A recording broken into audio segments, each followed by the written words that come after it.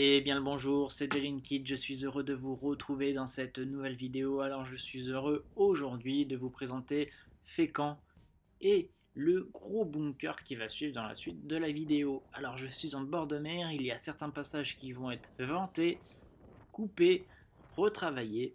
C'est normal, j'ai pas la capacité à supprimer le son du vent en direct et en live, vous comprenez.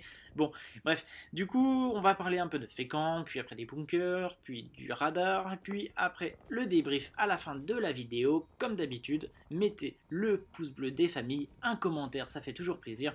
Et si vous n'êtes toujours pas abonné, abonnez-vous, hein, il ne faut rien louper à la suite. Il y a une vidéo par semaine, j'essaie de parler d'histoire, de géographie et de road trip, tout en y incluant mon opinion et mes avis. Bien sûr, vous êtes les bienvenus à partager mes contenus sur vos réseaux sociaux. Allez, j'en parle pas plus, rejoignez-moi dans la vidéo. C'est parti les amis, à la découverte de tout ça.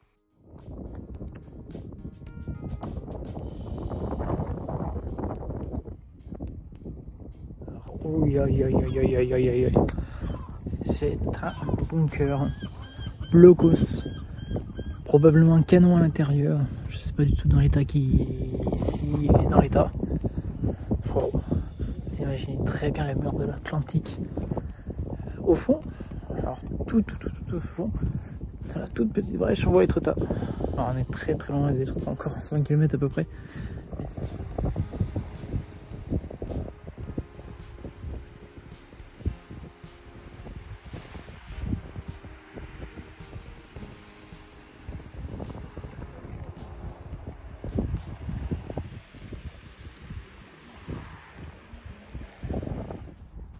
Alors là, c'est une chose magnifique.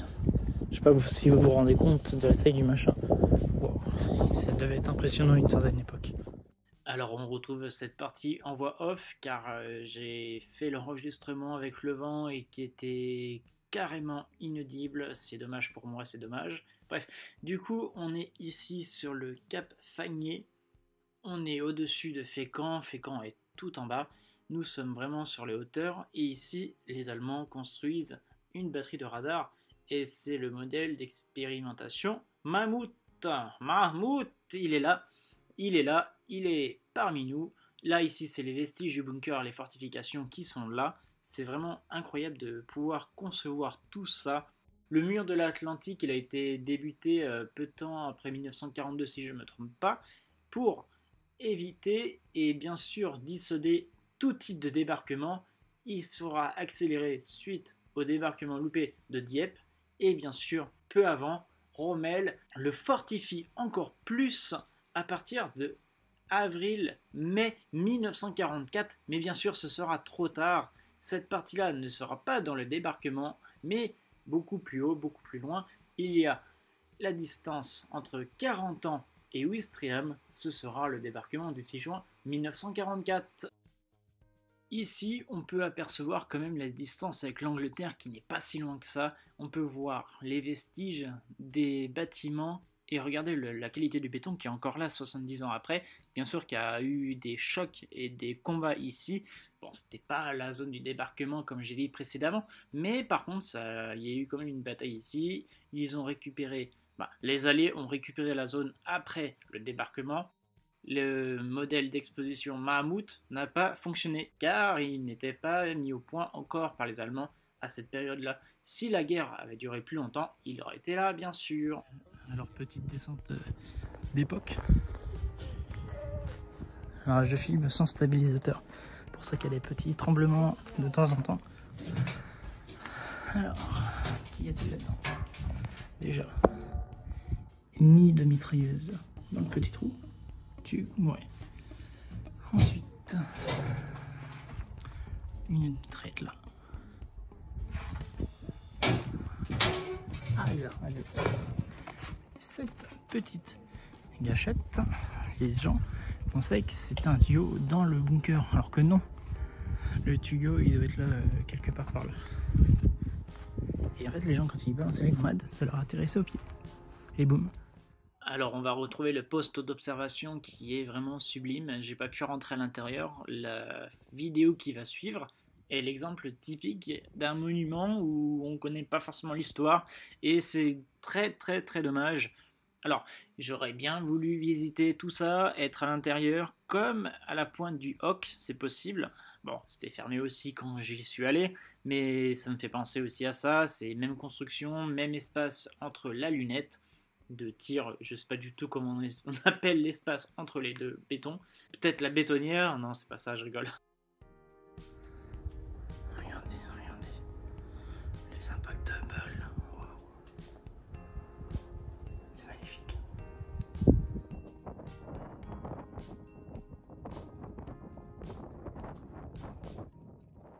Alors j'ai toujours pas la chance de visiter un bunker comme ça. Si jamais vous avez des occasions pour visiter des bunkers, je suis preneur, hein, contactez-moi, il y a mon adresse mail dans la description de la vidéo. Ça peut être sympa pour moi de découvrir tout ça, pourquoi pas faire une vidéo avec ça. C'est vraiment sympa à faire je pense. Si jamais vous êtes normand, invitez-moi, hein. Clairement je suis preneur. Tout type de bunker je suis preneur, faites-moi visiter vos vestiges. Alors regardez un peu tout ça, le Tobruk, un petit nid de mitraillette. Clairement j'ai dû refaire cette prise en off car la qualité audio est catastrophique avec le vent. Bien sûr on est en altitude, 10 000 km d'altitude, on va dire ça comme ça.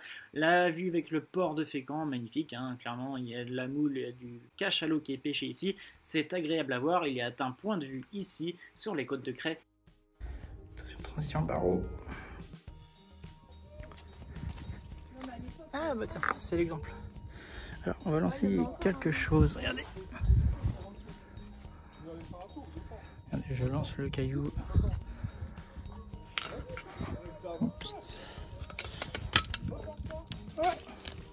C'est comme ça que les alliés ou les gens qui ne connaissaient pas se faisaient piéger. Et boum. Alors du devant, je sais pas tout ce que c'est. Petite cage. On peut voir les impacts. Très puissant. Découverte par hasard, là j'ai failli tomber dedans du coup. Wow, j'étais pas préparé. Ça y est, ça s'est transformé en urbex. Urbex de blocos. Du coup je suis là. Alors, il soit possible dans cette vidéo que vous ne voyez pas, je serai que en off. Mais je suis là. Ah, c'est la petite pièce de tout à l'heure. Ouais. Ces petits abris. Dans 300 ans, même dans 1000 ans, ils seront encore là. On a des vestiges quand même magnifiques. Des patrimoines d'histoire et de culture. Soyez fiers de votre culture.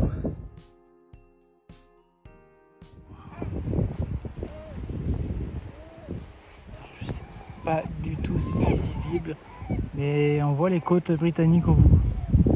Oh, c'est la première fois que ça m'arrive. En 20 ans de métier, première fois que je joue l'Angleterre.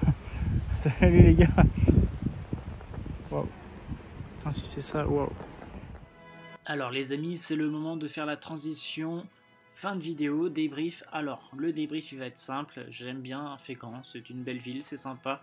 Je trouve ça tout mignon, c'est sympa, c'est petit. Il y a moins de 20 000 habitants. L'été, il doit y avoir 15 millions d'habitants. C'est comme Étretat, qui suivra dans 15 jours techniquement. Alors, la vidéo de vendredi prochain sera différente. Ça sera un débrief par rapport aux vidéos de septembre. Et la mise au point pour octobre. Comme ça, au moins, on est bon, on est carré. Ça me permettra aussi de travailler et d'anticiper mes prochaines vidéos. La prochaine, début octobre, du coup, sera sur Étretat, beaucoup plus loin au fond de nous. Et je pense que je vais reprendre un rythme normal mi-octobre, début novembre, pour la vidéo du dimanche, bien sûr. Et il y aura des hors-séries d'ici là, je l'espère. J'ai rien tourné encore, je prévois rien du tout. Il y aura des infos sur mes réseaux sociaux, Instagram, Twitter ou Facebook, peu importe. Et bien sûr, si jamais vous n'êtes toujours pas abonné, abonnez-vous pour rien louper. La prochaine, c'est sur Étretat et sincèrement, elle est mignonne la vidéo. Plus la ville est sympa. On peut voir des panoramas divers et variés, comme ici, avec Fécamp. Bon les amis, c'est la fin de la vidéo. Je vous remercie sincèrement d'avoir regardé jusqu'au bout encore une nouvelle fois. Je vous invite à regarder d'autres vidéos qui vont bientôt apparaître. Merci à vous, c'était Chris. À vendredi prochain pour la prochaine vidéo. À la prochaine, prenez soin de vous, c'est important.